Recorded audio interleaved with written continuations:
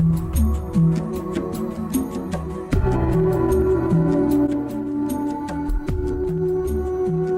think the question of like, how does this fit into real life? And I always had a fantasy that yoga would exempt me from a lot of my real life problems, right? If I did these poses and ate a certain way and memorized certain things, and you know what I love about Jack Kornfield's work is like, you know, can you be in New York City with your neurotic mom and be okay? Like, that's how you know if you're enlightened, you know? And I was exactly the same, by the way. I got into yoga so young. I was like 18, 19 years old. It's like, if I do this thing, I'm going to figure out how to not have to deal with this shit that everyone else, all these other normal, boring people have to deal with, right? That was me exactly. And that's the spiritual bypass thing that we will talk about a lot in the training. I miss those days of thinking I could bypass all of that. I do. But you can't. I know. My experience was coming to yoga as a corporate refugee and going, oh, yoga is going to save me from, you know, no longer having to do a job that I hate. And then, you know, once I became a yoga teacher and I was teaching the things that I had learned in my trainings, little by little I started to get injured. And I saw some of my students were, you know, having this pain or this injury or that injury. And so, you know, at some point in our learning process, I think, you know, there's always a crisis. And then there are different ways that you can respond to the crisis. You can just throw your hands up in the air and say, oh, this yoga thing, forget about it.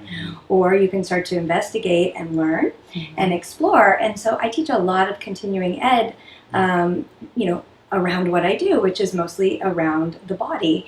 But I have teachers, you know, that I mentor that will ask me things, well, but Trina, how do you know how to create these good boundaries, you know, with your clients? Or, you know, how have you learned these skills of just self-regulation? You can't just have one piece of it. If you're a yoga teacher, you need more than just the body piece, and you need more than just the academic philosophy piece, and more than just the psychology piece. It's all integral.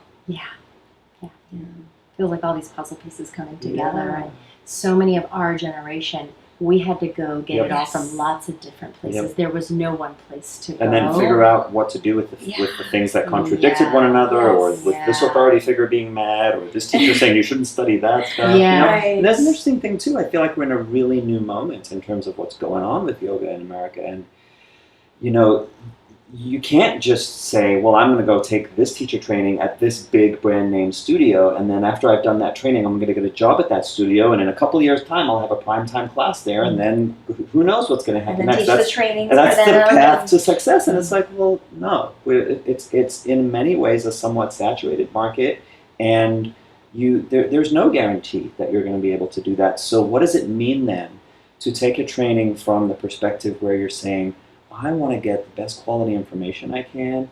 I want to see the pieces of the puzzle fitting together in a way that makes sense to me. I want to be able to ask good questions. I want to develop a skill set and go through a personal process that brings me out on the other side the best teacher that I can be for now, knowing that I'm going to keep learning for the rest of my life, but then feel into how I can translate that into a variety of different spaces, whether it's the public yoga studio, or it's the gym, or it's being the private yoga teacher, or it's working with different populations, and all the variety of ways that you can do that, because now you have the skill set and the self-development to be able to move into those different spheres with some confidence and some humility. And I think some folks leave the training even realizing that they're not even going to change what they're doing, but that the training gave them skills as a school teacher or as a parent or even in their corporate job. That I think that what we're doing is helping people become more human, more regulated. And so many of our students just say it's impacted their life.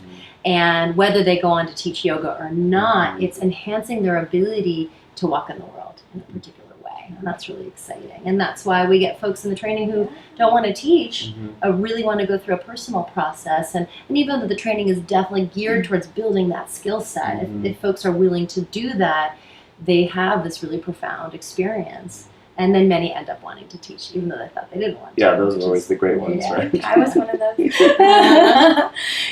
Well, and the other thing, I think most of the time people will choose a training just based on proximity. You know, I'm taking this training because it's close to where I live. And I think what's really special about our training is that the people who take it are coming to it because of the things that we are passionate about and are teaching and are talking about, which means that the people you take the training with will also be, and they will be future connections for you and resources for you when you graduate and you are out in the world, building your career. Yeah, if that's what you choose. there's such a support amongst graduates. Yeah. It's really sweet to see. Yeah.